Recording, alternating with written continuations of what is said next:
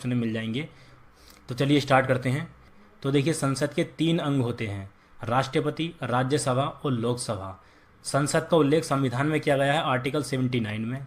ठीक है, उसके बाद 80 में किया गया है राज्यसभा का उल्लेख, उसके बाद 81 में किया गया है लोकसभा का उल्लेख। ठीक है, इसको हम इस तरीके से याद कर सकते हैं, ये शब्द आपको याद रखना है, सरला। ठीक है, सरला से आप संसद, राज्यसभा और लोकसभा तीनों को क्रम से याद कर सकते हैं। आर्टिकल भी इनके क्रम से हैं, 79, 80 और 81। अनुच्छेद 79 में है संसद, 80 में है राज्यसभा और अनुच्छेद 81 में है लोकसभा। आज का टॉपिक भी हमारा लोकसभा ही है। देखिए, अनुच्छेद 81 में लोकसभा के गठन से संबंधित प्रावधान है, ये आपको ठीक से याद रखना है। अब आ जाते हैं हम यहाँ पर आर्टिकल 81, तो आपको याद ही करना है, लोकसभा से संबंधित।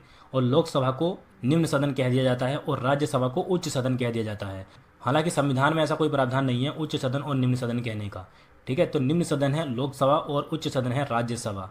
लोकसभा को इंग्लिश में हाउस ऑफ द पीपल कह दिया जाता है। लोकसभा के सदस्यों के बारे में अगर बात की जाए तो लोकसभा में अधिकतम 552 सदस्य हो सकते हैं। इन 552 सदस्यों में 530 आते हैं स्टेट से। ठीक है, उसके बाद 20 सदस्य आ सकते हैं, मैक्सिमम 20 सदस्य आ सकते हैं यूटी से, मतलब यूनियन टेरिटरीज, केंद्र शासित प्रदेशों से। उसके बाद 2 होते हैं एंग्लो इंडियन। ठीक है, आंग्ल भारतीय समुदाय से 2 सदस्य आ सकते हैं। देखिए, आंग्ल भारतीय समुदाय से ये 2 सदस्य जो आते हैं, इससे संबंधित एक इंपॉर्टेंट आर्टिकल है जो बहुत ज़्यादा एग्जाम में पूछा जाता है, अनुच्छेद 331। इसमें क्या लिखा गया है, यदि राष्ट्रपति की राय में आंग्ल भारतीय समुदाय का प्रतिनिधित्व पर्याप्त नहीं है तो वह उस समुदाय के अधिकतम 2 प्रतिनिधियों को लोकसभा के लिए मनोनीत कर सकता है। इसका मतलब ये हुआ कि यदि राष्ट्रपति को लगता है कि लोकसभा में आंग्ल भारतीय समुदाय का पर्याप्त प्रतिनिधित्व नहीं है तो वह 2 आंग्ल भारतीय समुदाय के सदस्यों को मनोनीत कर सकता है। ठीक है, तो यह आर्टिकल 331 आपको अच्छे से याद रखना है। और बाकी इस पूरी वीडियो का पीडीएफ आपको टेलीग्राम चैनल पर मिल जाएगा, वहाँ से भी आप इसको दोबारा रिवीजन कर सकते हैं। ठीक है, अब आगे देखते हैं।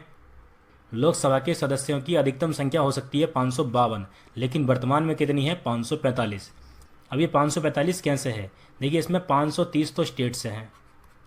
ठीक है, ये तो पूरे हैं, मैक्सिमम जितने हो सकते हैं स्टेट से वही हैं 530, लेकिन यूटी से हैं, यूनियन टेरिटरीज से हैं इसमें केवल 13। मैक्सिमम 20 हो सकते हैं, लेकिन वर्तमान में है 13। तो वर्तमान में लोकसभा में केंद्र शासित प्रदेशों से 13 सदस्य हैं। इसमें अकेले दिल्ली से 7 हैं और बाकी से 1-1 हैं। ठीक है, बाकी जितने भी केंद्र शासित प्रदेश हैं, बाकी 6 बचे, उन 6 से 1-1 हैं। तो इस प्रकार से ये 13 हो जाते हैं। ठीक है, 7 और 6 से 1-1 आएंगे तो 7 और 6 13। तो इस प्रकार से केंद्र शासित प्रदेशों से यहाँ पर 13 सदस्य हैं लोकसभा में।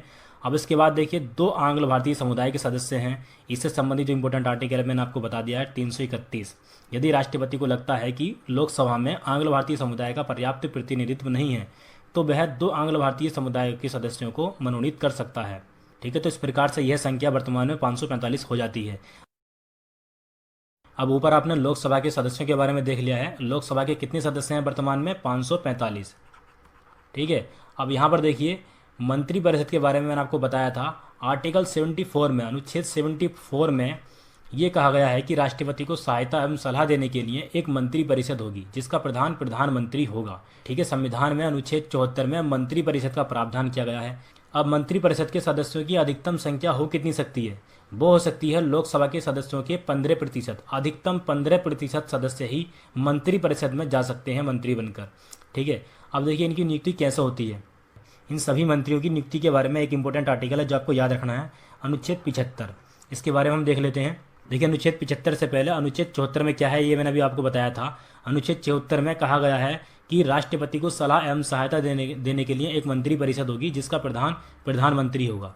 उस आर्टिकल के बाद आर्टिकल 75 में उन सभी मंत्रियों की नियुक्ति के बारे में है। इसमें क्या कहा गया है कि प्रधानमंत्री की नियुक्ति राष्ट्रपति करेगा तथा अन्य मंत्रियों की नियुक्ति प्रधानमंत्री की सलाह पर राष्ट्रपति द्वारा की जाएगी। ठीक है, सभी प्रकार के मंत्रियों की नियुक्ति के बारे में अनुच्छेद 75 में प्रावधान किया गया है। अब यहाँ पर देखिए, ये भी मैंने अभी आपको बताया था। 91वें संविधान संशोधन अधिनियम 2003 द्वारा क्या कहा गया, मंत्रिपरिषद के सदस्यों की कुल संख्या लोकसभा की कुल संख्या के 15% से अधिक नहीं हो सकती। लोकसभा की जो सदस्य संख्या है उसका अधिकतम 15% ही मंत्रिपरिषद में सदस्य चुने जा सकते हैं। अब यहाँ पर इसका मतलब समझ लेते हैं। देखिए, जैसे कि लोकसभा की वर्तमान संख्या 545 है, तो इस 545 का अधिकतम 15% प्रधानमंत्री सहित मंत्रिपरिषद सदस्य बन सकते हैं। ये प्रावधान कब किया गया? 91वें संविधान संशोधन द्वारा। ठीक है, 2003 में ये संशोधन हुआ था। तो इस संशोधन के बाद मंत्रिपरिषद के सदस्यों की संख्या सीमित हो गई। ठीक है, और इस 545 का 15% होता कितना है? 81। मतलब वर्तमान में मंत्रिपरिषद के अधिकतम 81 सदस्य ही हो सकते हैं। ठीक है, अब यहाँ पर देखिए मंत्रिपरिषद में सभी मंत्रियों के स्तरों को हम समझ लेते हैं। मंत्रिपरिषद में 3 प्रकार के मंत्री होते हैं, कैबिनेट मंत्री, राज्य मंत्री और उप मंत्री। देखिए कैबिनेट मंत्रियों के समूह को मंत्रिमंडल कहा जाता है। अब इनमें अंतर क्या क्या होता है? देखिए कैबिनेट मंत्री जो होते हैं, मतलब मंत्रिमंडल के जो मंत्री होते हैं, वो बड़े बड़े मंत्रालय के मंत्री होते हैं, जैसे कि रक्षा मंत्रालय हो गया, विदेश मंत्रालय हो गया। इस प्रकार के बड़े बड़े मंत्रालय कैबिनेट मंत्री के पास होते हैं। ठीक है, ये सभी मंत्रियों में महत्वपूर्ण मंत्री होते हैं। अब इसके बाद होते हैं राज्य मंत्री। राज्य मंत्री भी 2 प्रकार के होते हैं, राज्य मंत्री स्वतंत्र प्रभार और कैबिनेट मंत्रियों के सहायक। अब इनका मतलब क्या हो गया? यहाँ पर देखिए ये लिख रहा है स्वतंत्र प्रभार, राज्य मंत्री स्वतंत्र प्रभार। देखिए इसका मतलब ये हो गया, इनके पास अपने मंत्रालय होते हैं, ये अपने मंत्रालयों के प्रमुख होते हैं। जो छोटे छोटे मंत्रालय होते हैं उन मंत्रालयों के प्रमुख होते हैं राज्य मंत्री स्वतंत्र प्रभार। ठीक है, ये अपने मंत्रालयों के प्रमुख होते हैं। अब ये राज्य मंत्री स्वतंत्र प्रभार के अलावा कुछ और भी राज्य मंत्री होते हैं जो कैबिनेट मंत्री के सहायक होते हैं, क्योंकि देखिए कैबिनेट मंत्री के पास बड़े बड़े मंत्रालय होते हैं, उनकी सहायता करने के लिए ये राज्य मंत्री रखे जाते हैं। ठीक है, तो राज्य मंत्री 2 प्रकार के होते हैं, राज्य मंत्री स्वतंत्र प्रभार, इनके पास अपना अलग मंत्रालय होता है, अपने मंत्रालय के प्रमुख होते हैं, और यहाँ पर कुछ कैबिनेट मंत्री की सहायता करने वाले राज्य मंत्री होते हैं। अब यहाँ पर कैबिनेट मंत्री और राज्य मंत्री के बाद होते हैं उप मंत्री। ये उप मंत्री कैबिनेट मंत्री और राज्य मंत्री स्वतंत्र प्रभार वाले मंत्रियों के अधीन कार्य करते हैं। ठीक है, उप मंत्री के बारे में आपको ये याद रखना है कि ये कैबिनेट मंत्री और राज्य मंत्री स्वतंत्र प्रभार वाले मंत्रियों के अधीन कार्य करते हैं। तो एक बार हम इस पूरी संरचना को दोबारा देख लेते हैं। देखिए आम चुनाव होते हैं, मतलब लोकसभा चुनाव होते हैं, तो ये सदस्य चुनकर आते हैं 545। इन 545 सदस्यों में जिस दल का बहुमत होता है उस दल के नेता को राष्ट्रपति प्रधानमंत्री नियुक्त करता है।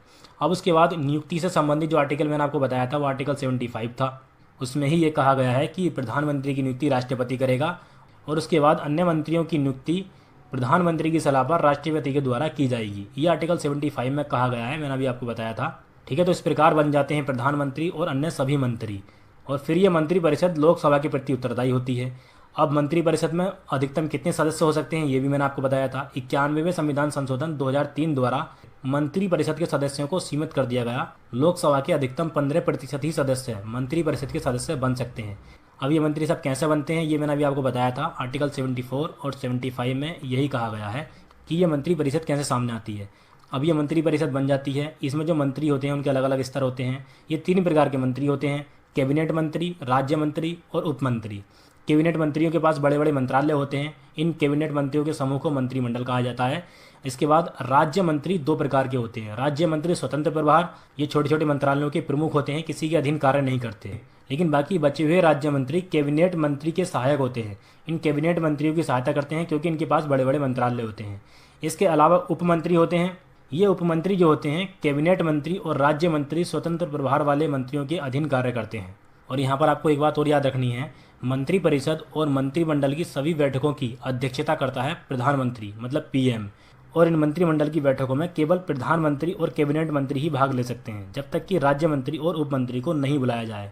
ठीक है, तो ये भी आपको याद रखना है इसके बारे में। तो आज की वीडियो में दोस्तों इतना ही।